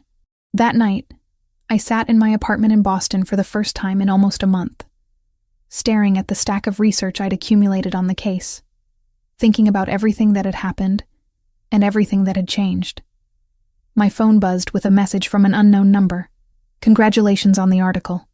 The women deserve to have their story told properly. You did good work. Take care of yourself, Megan. C." I stared at those words for a long time, my thumb hovering over the reply button. But what could I say? Thank you for helping me find them? Sorry for calling the cops. I'm glad you didn't die? None of it seemed adequate to capture the complicated relationship we'd developed, built on mutual need and grudging respect, and something else I wasn't ready to examine too closely. Instead, I saved the number and put my phone away, knowing that whatever happened next, whatever consequences still waited to unfold, I'd made the right choices when they mattered most. And sometimes, that had to be satisfaction in itself. Returning to my apartment felt surreal, like stepping back into a life that belonged to someone else. The small studio on the 3rd floor of a walk-up in Alston looked exactly as I'd left it over a month ago, but everything felt different now. The stack of research on my desk about the missing women seemed almost quaint compared to what I'd actually experienced. Books about organized crime that I'd used for background felt like children's stories, next to the reality of Christopher Verciani and his world. I spent the first week trying to establish some kind of normalcy, writing follow-up pieces for Rachel about the triad prosecution, fielding interview requests from other publications who wanted to know how I'd cracked the case when law enforcement had failed. I gave careful, diplomatic answers that satisfied curiosity without revealing anything that could compromise Christopher or his organization. It was a delicate balance, and I wasn't entirely sure I was succeeding. The nightmares started on the 4th night. The church, the armed men searching, the tunnels beneath Boston, the warehouse firefight. I'd wake at 3 a.m. with my heart racing, reaching for my phone to check news reports about the case, making sure it had all really happened, and the women were truly safe. On the 8th day back, my phone rang with an unknown local number. I almost didn't answer, but something made me pick up. Megan Foster? The voice was female, tentative, familiar from the brief interviews I'd conducted at the rescue site. Yes, this is Megan. This is Lauren Scott. I hope it's okay that I'm calling. The federal agents gave me your contact information. I wanted to thank you properly for everything you did to find us. My throat tightened with unexpected emotion. Lauren, how are you doing? Are you getting the support you need? Better than I was. The FBI has been helpful, connecting us with therapists who specialize in trauma. My family came from Oregon to stay with me for a while. She paused. Samantha and I were wondering if you'd be willing to meet us for coffee. There's so much we want to say that we couldn't when we were being interviewed by agents and surrounded by police. We arranged to meet 2 days later at a cafe in Cambridge, neutral territory away from the North End and its complicated associations. I arrived early, ordering tea I didn't drink while watching the door. Lauren entered first, looking healthier than the last time I'd seen her, wearing jeans and a sweater that hung loose on her still thin frame. Samantha followed moments later, her red hair freshly cut, glasses new. The embrace we shared was tight and emotional. 3 women connected by circumstances none of us would have chosen, but had survived together in our own ways. You look good, I said, as we settled into a corner booth. Both of you. I've been worried. We're getting there, Samantha replied, wrapping her hands around a coffee cup like it could provide warmth against memories that still ran cold. Some days are harder than others, but being free, being home, that's everything. Lauren reached across the table to squeeze my hand. The agents told us you'd been investigating our disappearances for 6 months, that you never gave up even when the police closed our cases. I don't know how to thank you for that. You don't need to thank me. I just did what anyone should have done, but no one else did, Samantha said quietly. Everyone else moved on. Our families were told there was nothing more that could be done, that we'd probably left voluntarily or gotten involved in something illegal ourselves. You were the only one who kept looking. We talked for over an hour about their recovery, their plans for the future, the therapy sessions and legal proceedings ahead. Lauren was considering moving back to Oregon to be closer to family. Samantha wanted to stay in Boston but was looking for a new apartment, somewhere that didn't carry the memory of the night she'd been taken. As our conversation wound down, Lauren mentioned something casually that made my breath catch. That man who helped coordinate the rescue, the Italian one with the dark eyes. He had someone reach out through my attorney to make sure we had everything we needed. Money for therapy, security if we felt unsafe, help with relocation costs if we wanted to move. It was all very discreet, no strings attached. Christopher Verciani, I said. the name feeling strange on my tongue, in this normal cafe surrounded by students and professionals living ordinary lives. Yes. His representative mentioned that you'd been working together to find us. Asked if we'd seen you, if you were doing okay. Lauren studied me with the kind of insight that came from surviving trauma that forced you to read people carefully. He seemed very concerned about your well-being. Something warm and complicated unfurled in my chest. He's complicated. So are you, Samantha said with a small smile. Takes one to know one. After we parted with promises to stay in touch, I walked back to my apartment through streets that should have felt familiar, but somehow didn't anymore. I kept scanning crowds, looking for broad shoulders and dark hair, checking reflections in windows for anyone following. Not because I felt threatened, but because some part of me was searching for someone specific. A week after meeting Lauren and Samantha, I came home late from an interview to find a cream-colored envelope tucked under my door. No postage, no address label, just my first name written in firm, angular handwriting I recognized from the maps we'd studied together in Cape Cod. Inside was a key on a simple ring and a card with an address in Back Bay. On the back, a short message. If you want answers about what happened after, or just to talk, no pressure. See, I turned the key over in my fingers, feeling the weight of it, the implications. Christopher Verciani had given me access to his private space, trusted me with his location, offered conversation without demands. It was a gesture that felt significant beyond the simple metal and cardboard. For 2 days, I debated. The key sat on my kitchen counter, catching light from the window, impossible to ignore. I picked it up dozens of times, put it back down, argued with myself about what going to that address would mean. Finally, I called Ashley Morgan, a journalist I'd worked with on several stories over the years, someone who knew me well enough to call out my nonsense. I need advice, I said when she answered. About the Verciani story? I thought you wrapped that up. Not exactly about the story. About Christopher Verciani specifically. There was a pause. Then Ashley's voice came back more serious. Megan, please tell me you're not getting personally involved with a mafia boss. I don't know what I'm doing. That's why I'm calling. I explained about the key, the message, my hesitation. Ashley was quiet for a moment before responding. In all the years I've known you, I've never seen you hesitate about following up with a source. You once flew to Guatemala on 12 hours' notice to interview a cartel informant. You've never been afraid of dangerous people if they had information you needed. This feels different. Because it is different. This isn't about the story anymore, is it? This is personal. The truth of it hit me squarely. Yes. Then you need to decide what you want, Megan. Not what's professional or safe or smart, but what you actually want. Because whatever you decide, there will be consequences. Just make sure they're consequences you can live with. After hanging up, I stared at the key for another hour. Then I grabbed my jacket and headed out before I could change my mind. The address led me to a building in Back Bay, all brick and glass with a doorman who nodded at me like he'd been expecting my arrival. The elevator took me to the top floor, which apparently consisted of a single penthouse unit. My hands shook slightly as I used the key, hearing the lock click open. The space beyond was nothing like I'd expected. Floor-to-ceiling windows offered sweeping views of the Charles River, the water reflecting city lights in rippling patterns. The interior was modern but warm. Leather and wood and neutral colors, lived in rather than staged. Books filled built-in shelves. Real books with worn spines suggesting they'd been read. Music played softly from hidden speakers. Something classical I didn't recognize.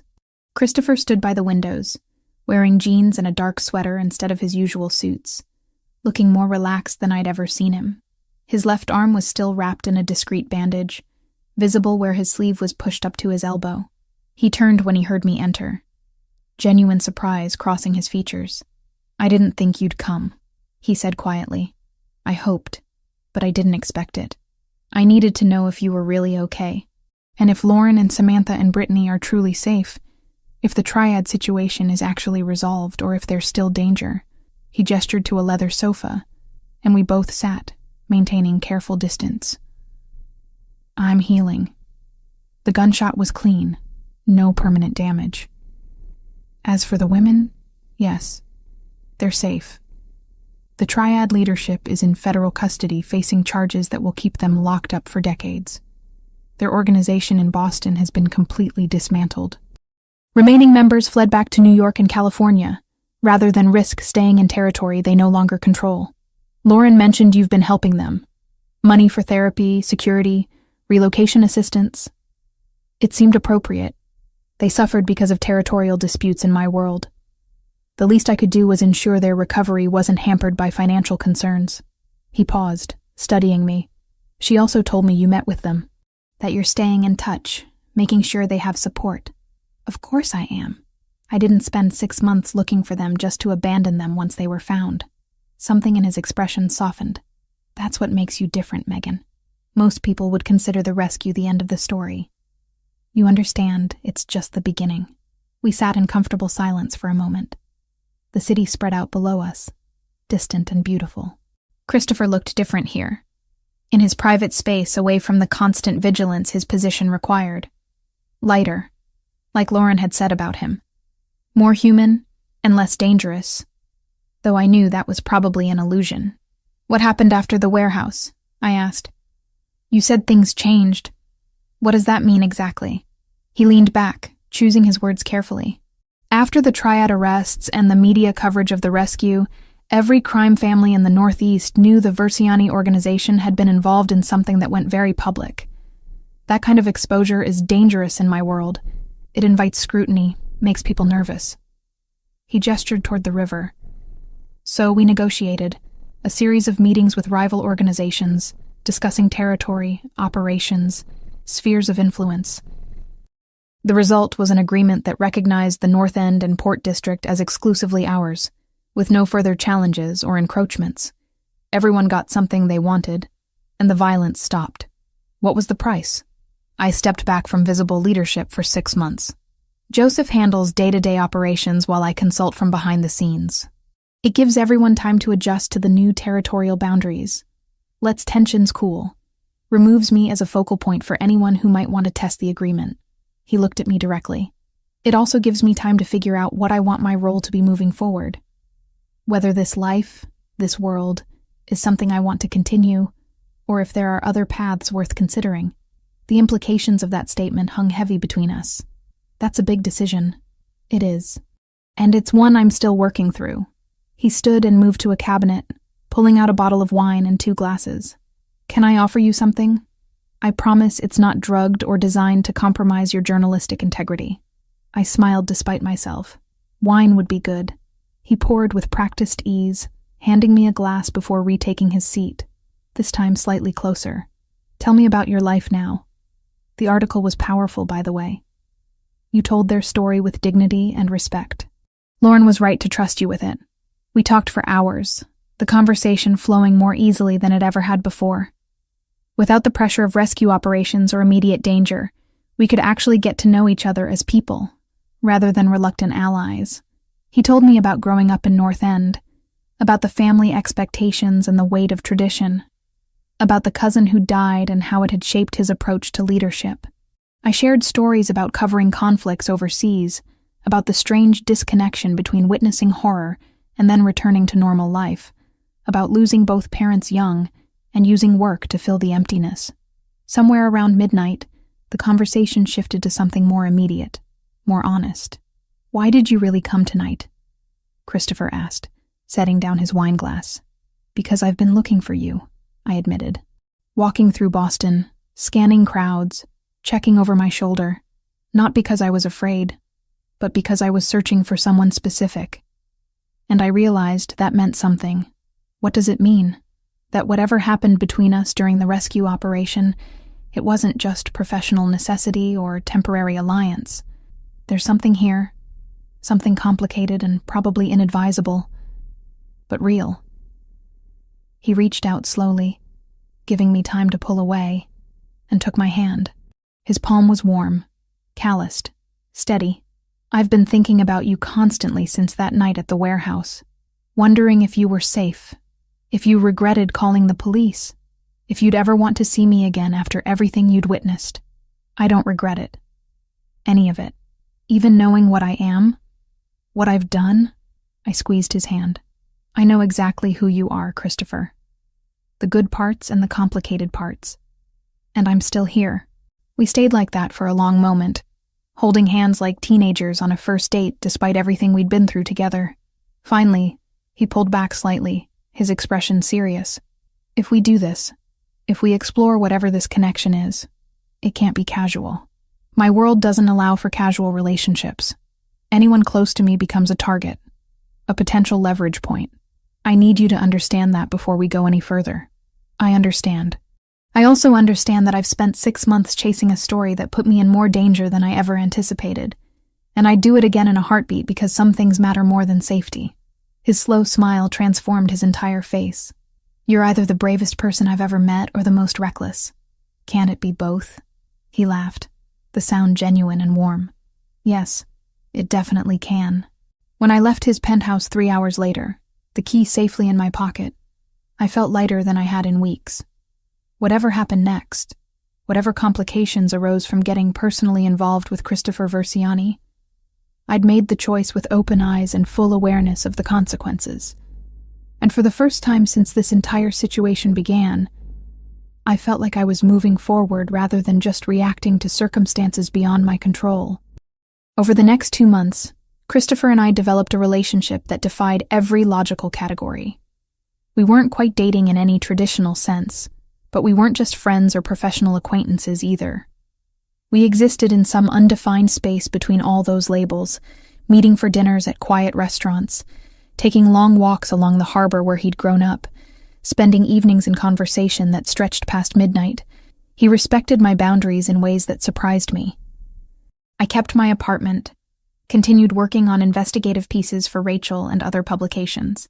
He never asked me to move in, or questioned my work schedule, or tried to control any aspect of my life. It was refreshing after years of covering stories about men who confused love with ownership, and after my brief experience with an ex-boyfriend in college, who'd thought my career should always come second to his convenience. But Christopher was different. When I landed a major interview that required me to fly to Washington for 3 days, he simply said, "Be safe," and had Joseph arrange discreet security that stayed far enough back I almost didn't notice them. When I published a piece critical of how organized crime was portrayed in popular media, he read it carefully and pointed out where I'd gotten details wrong about family structures, educating me without being defensive. We learned each other slowly, carefully. I discovered he had a degree in business from Boston College that he'd earned while simultaneously learning his family's actual business. That he spoke 4 languages fluently and read philosophy for relaxation. That he'd never wanted this life, but had inherited it when his father died suddenly of a heart attack, leaving a 26-year-old Christopher to either step up or watch everything his family had built collapse into chaos. He learned that I'd originally wanted to be a novelist, but had turned to journalism after my parents died, because I needed to focus on concrete truths rather than fiction. That I had nightmares about Syria sometimes, waking at 3 a.m. with the sound of bombs still echoing in my ears. That I touched my mother's compass necklace whenever I was nervous, because it reminded me that someone had once believed I was brave, even when I didn't believe it myself. December arrived with the first real cold, the kind of bitter wind off the Atlantic that made Boston feel like the edge of the world. I was working on a new investigation, something completely separate from the Triad case, looking into allegations of corruption in the police department. Specifically, officers who'd been taking bribes to ignore certain criminal activities in exchange for cash and protection. It was dangerous work, the kind that made sources nervous and officials hostile. But I'd found a former officer willing to talk, a man whose conscience had finally outweighed his fear. His testimony could blow open a corruption ring that had operated for over a decade. 3 days after I submitted my article to Rachel for final edits, I received the first threat. An anonymous email with no return address. Just a simple message. Drop the corruption story or you'll regret it. I forwarded it to Detective Mitchell, who I'd stayed in contact with since the Triad case. He called me within an hour, his voice grim. "Megan, we need to talk. That corruption story you're working on, it involves Officer Daniel Reeves. He's got connections to what's left of the Triad operation in New York. This isn't just dirty cops. This is organized crime retaliation. I'm not dropping the story, Mitchell. I'm not asking you to. I'm telling you to be careful. These people don't make empty threats. I took precautions, varied my routes, checked my car for tampering, kept my apartment locked and alarm set. But I also refused to live in fear or ask Christopher for help. We'd built something based on mutual respect and independence, and running to him every time I faced danger would undermine that foundation. Looking back, pride was probably my worst enemy. The attack came on a Thursday evening in the parking garage of my building.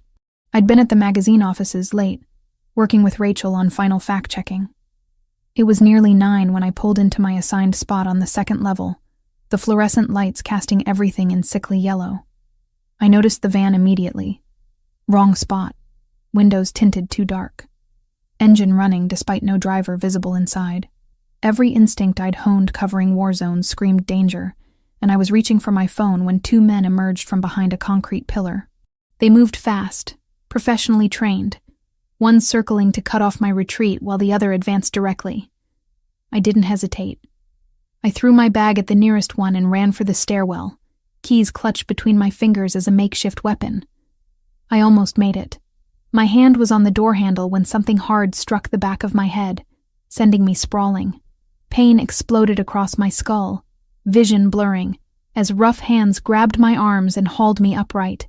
"The corruption story," one of them said, his voice flat and emotionless. "You're going to call your editor right now and tell her you're killing it.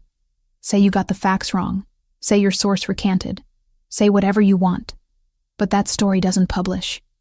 "Go to hell," I managed, tasting copper blood from where I'd bitten my tongue. The second man pulled out a knife, the blade catching the garage lights. "We can do this easy or hard. Your choice." That's when I heard the footsteps. Multiple sets, moving with the same professional silence as my attackers, but coming from the opposite direction. The 2 men froze, exchanging glances, and suddenly Christopher was there with Joseph flanking him. Christopher's expression was absolutely cold, devoid of any warmth or mercy I'd seen in our private moments. This was the crime boss, the man who'd survived decades in a world built on violence. "Gentlemen," he said quietly, his voice carrying that dangerous softness that was somehow more terrifying than shouting. "You're in my territory threatening someone under my protection. That's a fatal mistake." "Verciani," one of my attackers said, recognition and fear mixing in his tone. "We didn't know she was yours. We were just delivering a message from Reeves, and now I'm delivering one back. Tell Reeves that if he or anyone associated with him comes near Megan Foster again, I'll consider it a declaration of war. Tell him I don't lose wars." The 2 men ran, actually ran, leaving me standing there with blood dripping down my neck, and my legs shaking so badly I could barely stay upright. Christopher moved to support me immediately, his touch gentle despite the violence he'd just promised. "Are you hurt?" His voice had transformed completely, concern replacing the coldness. "Just my head. I'll be fine. You're bleeding. Joseph, get the car. We're taking her to the clinic." "I don't need a clinic. I need to call Mitchell and report this attack and finish my article because I'm not letting corrupt cops and triad remnants intimidate me into silence." Christopher actually smiled, though it didn't quite reach his eyes. "That's exactly what I expected you to say. But you're going to the clinic first, getting checked for concussion, and then we're going to have a conversation about your definition of acceptable risk." The private clinic was the same one he'd used after the warehouse, discreet and efficient. The doctor confirmed a mild concussion, cleaned the cut on my scalp, and prescribed rest and observation for 24 hours. Christopher drove me back to my apartment in silence, his jaw tight with emotions he wasn't expressing. Inside my small studio, he methodically checked every window and lock while I sat on my couch pressing an ice pack to my head. Finally, he sat beside me, his hands showing split knuckles I hadn't noticed before. He'd hit someone, probably one of my attackers, hard enough to break skin. "You knew they were coming," I said, understanding dawning. "You had people watching me." "Of course I did." "You're investigating corruption connected to the triad. You think I wouldn't keep eyes on you after everything that happened? Without telling me? Without asking permission? Would you have accepted protection if I'd asked?" I wanted to be angry about the invasion of privacy, but honesty won out. "No. I would have said I could handle it myself, and tonight proved how well that worked." His voice was sharp, frustration breaking through his usual control. "You were 10 seconds away from having your throat cut in a parking garage, Megan. 10 seconds. If we'd been any later. But you weren't. You were there." I set down the ice pack and turned to face him fully. "Christopher, I appreciate that you're trying to protect me, but I can't live my life with bodyguards and surveillance just because I'm involved with you. That's not who I am." "Then who are you?" "Because from where I'm sitting, you're someone who takes insane risks without backup, who walks into danger like it's nothing, who refuses help even when her life depends on it. I'm someone who does the work that matters regardless of the cost. The same as you." That stopped him. He stared at me for a long moment, then laughed without humor. "You're right. We're the same. Both too stubborn to step back. Both willing to risk everything for what we believe in, which is exactly why this terrifies me." I'd never heard him admit fear before. "What terrifies you?" "Losing you to something I could have prevented. Watching you die because I respected your independence too much to interfere." He took my hand carefully, mindful of the ice pack I'd been holding. "I can't make you accept protection. I can't control your decisions or your work. But I'm asking you, as someone who cares about you more than is probably wise, to let me help keep you safe.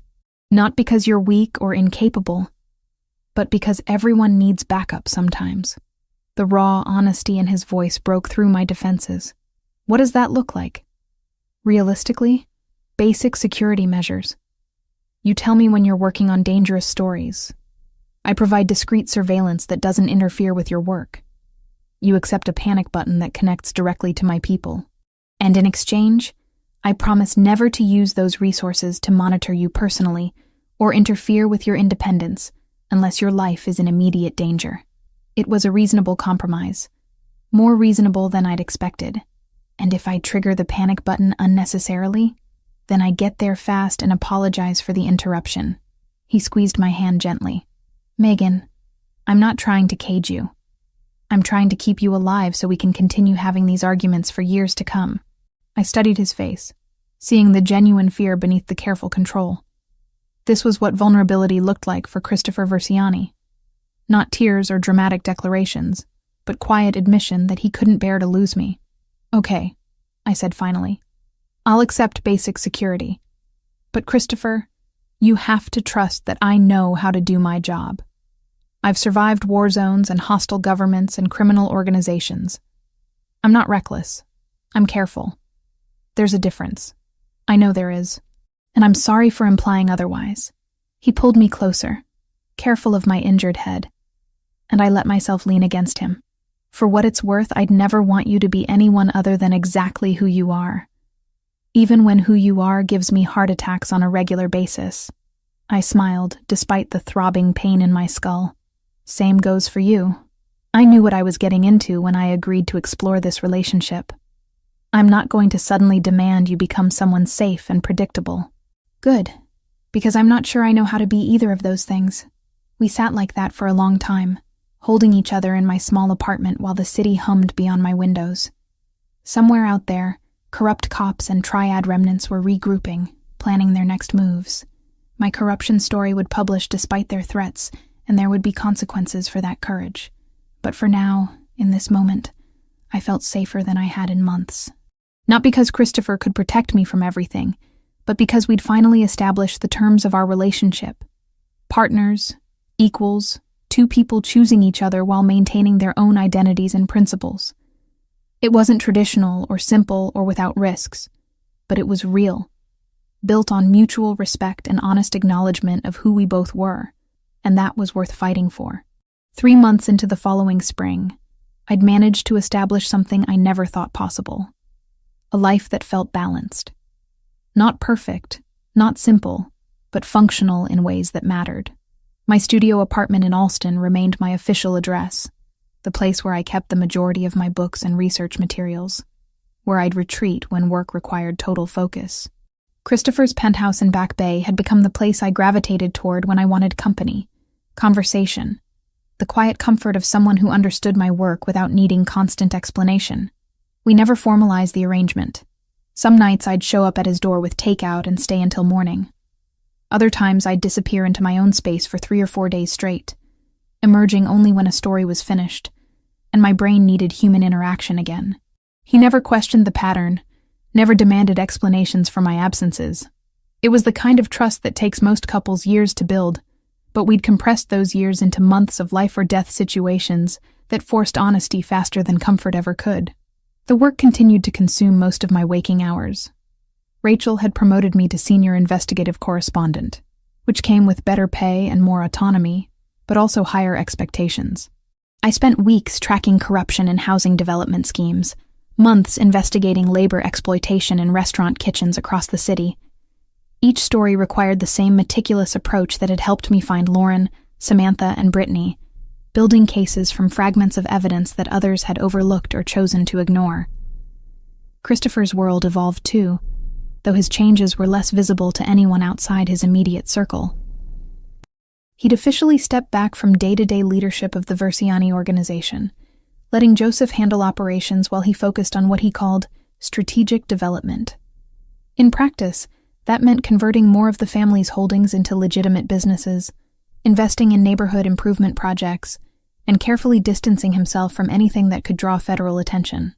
I watched him navigate this transition with the same calculated precision he applied to everything. Sunday dinners at Aunt Lucia's house revealed the family's mixed reactions. Some of the older generation respected the move toward legitimacy. Others worried that going soft would invite challenges from rival organizations. Christopher handled all of it with patience, explaining his vision, making compromises where he could, holding firm on points that mattered. "You're changing the family from the inside," I observed one evening after a particularly tense dinner, where two of his uncles had questioned his decisions about territorial agreements. "Trying to," he corrected, pouring wine for both of us. "Change is slow. These traditions go back 3 generations. You don't just decide one day to become legitimate and expect everyone to follow without resistance. But you're making progress. Some days it feels like progress. Other days it feels like I'm betraying everything my father built." He set down the bottle and looked at me directly. "Do you think it's possible to come from this world and actually leave it behind?" "I think you're doing something harder than leaving," I said. "You're staying and trying to transform it into something better. That takes more courage than walking away." His expression softened in the way it did when I'd said something he needed to hear, but hadn't allowed himself to believe. "Thank you for that." The challenge to our carefully constructed equilibrium came not from his world or mine, but from the intersection where they collided. 2 months after my corruption exposé on police involvement with Triad remnants, the U.S. Attorney's Office formally requested my cooperation in their ongoing investigation into organized crime financial networks. They wanted me to testify about Christopher's role in the Triad case, specifically whether he'd profited from the organization's dismantling. My media lawyer, Diane, reviewed the subpoena with the kind of cold efficiency I'd come to appreciate. They're fishing, looking for anything that might give them leverage for a larger case. You're protected under SHIELD laws for anything obtained as a journalist, but they're arguing that your relationship with Versiani goes beyond professional source protection. "How do they even know about the relationship?" I asked, though I suspected the answer. Surveillance, probably. Maybe informants within his organization. Once the government decides someone is a target, they gather information from every possible angle. She looked at me seriously. "The question is how you want to handle this. We can fight the subpoena entirely, which will be expensive and time-consuming but winnable. Or you can appear for a limited deposition with strict parameters about what you'll discuss. What do you recommend?" "Fight it." Appearing at all sets a precedent that journalists can be compelled to testify about sources, even with restrictions. It's bad for the profession, and bad for your future ability to develop sources in sensitive stories. I told Christopher about the subpoena that evening, watching his face carefully for reaction. He was cooking, something he did when he needed to think. His hands moving through the familiar motions of chopping vegetables with precise efficiency. "They're trying to use you as a weapon against me," he said finally, his voice remarkably calm. "It's a smart strategy. I can fight prosecutors directly, but going after the people I care about creates pressure from a different angle. Diane thinks we can fight the subpoena successfully. SHIELD laws are strong in Massachusetts. And if you lose? If a judge decides your relationship with me compromises your protections, then I'll have to decide what I'm willing to say and what I'm not." I moved closer, leaning against the counter where I could see his face. Christopher, I need you to know that I won't lie under oath. If they ask me direct questions about things I've witnessed, I'll tell the truth. But I also won't volunteer information or help them build a case against you. He set down the knife and turned to face me fully. I would never ask you to perjure yourself, Megan. Your integrity is one of the things I love most about you. If answering their questions honestly means I face legal consequences, that's my problem to deal with, not yours. The casual way he said love made my breath catch, even though we'd been circling that word for months now. You're being very calm about potentially going to prison. I've been preparing for that possibility since I took over the family business. My lawyers are excellent. I've been careful about documentation and insulation. And honestly, the fact that I've been moving toward legitimacy for months gives me a defense that someone still actively committing crimes wouldn't have. He reached out to take my hand. What I'm not calm about is the idea of you being forced to choose between your principles and protecting me. That's an impossible position, and I'm sorry you're in it because of me. Over the next month, Diane filed motions to quash the subpoena, arguing that compelling a journalist to testify about confidential sources would create a chilling effect on press freedom. The U.S. Attorney's Office pushed back, claiming my personal relationship with Christopher meant I wasn't acting purely as a journalist. It became a legal chess match, each side maneuvering for advantage. During all of this, I continued working. A major story about wage theft in construction projects connected to city contracts consumed my attention, providing welcome distraction from the looming legal battle. The investigation required interviewing dozens of workers, most of them immigrants afraid to speak publicly, and I spent weeks building trust before anyone would go on record. One evening, I was reviewing transcripts at Christopher's penthouse when Joseph arrived unexpectedly. He had the kind of controlled tension that meant something serious had happened. "We have a problem," he said, without preamble. "One of our people has been approached by federal agents.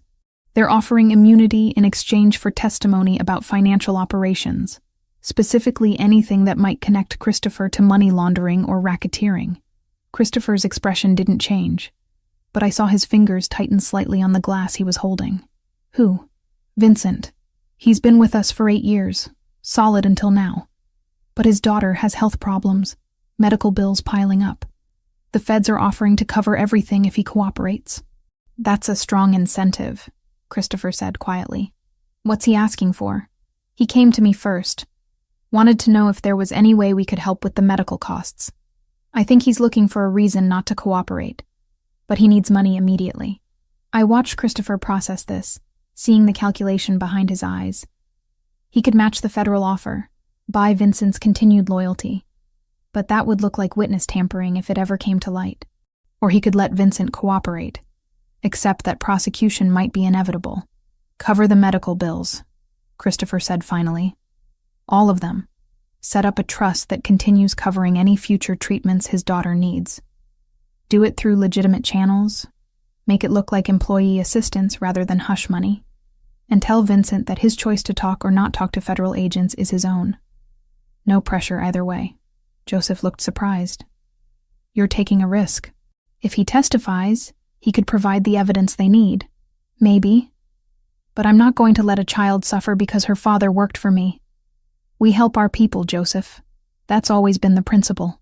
After Joseph left, I set aside my work and moved to sit beside Christopher on the couch.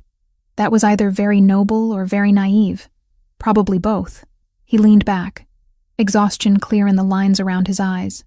"I've been thinking a lot about what kind of legacy I want to leave. My father ran this organization with an iron fist, ruled through fear and obligation. People stayed loyal because they were afraid of what happened if they didn't. I want something different.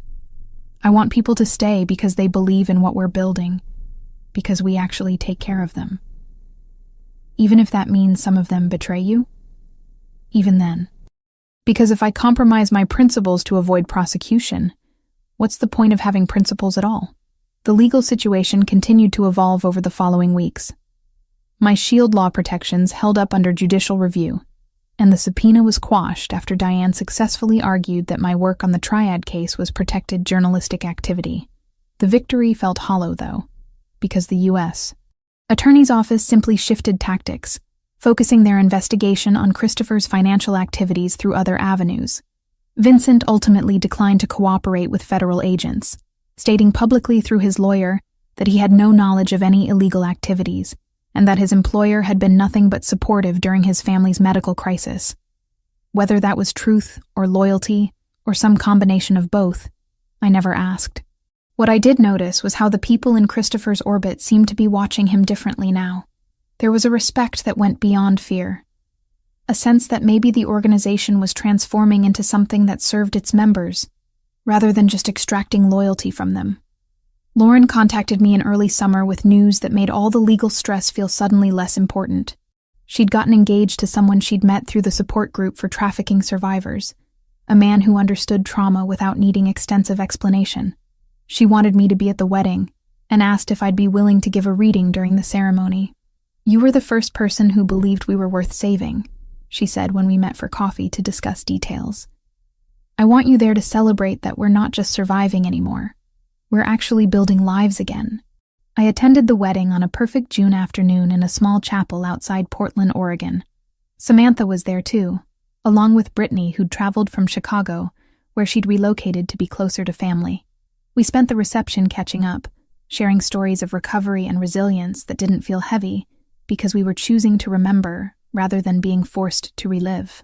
When I returned to Boston, I told Christopher about the wedding, about seeing the three women laughing and dancing and simply being alive in a world that had tried to destroy them. "You gave them that," he said quietly. "You refused to let them be forgotten." "We gave them that," I corrected. "I couldn't have found them without your resources and information." "Maybe. But I've been involved in a lot of operations over the years, Megan. Very few of them ended with weddings and hope." "That's all you." We were standing on his balcony, the Charles River below reflecting city lights in shimmering patterns.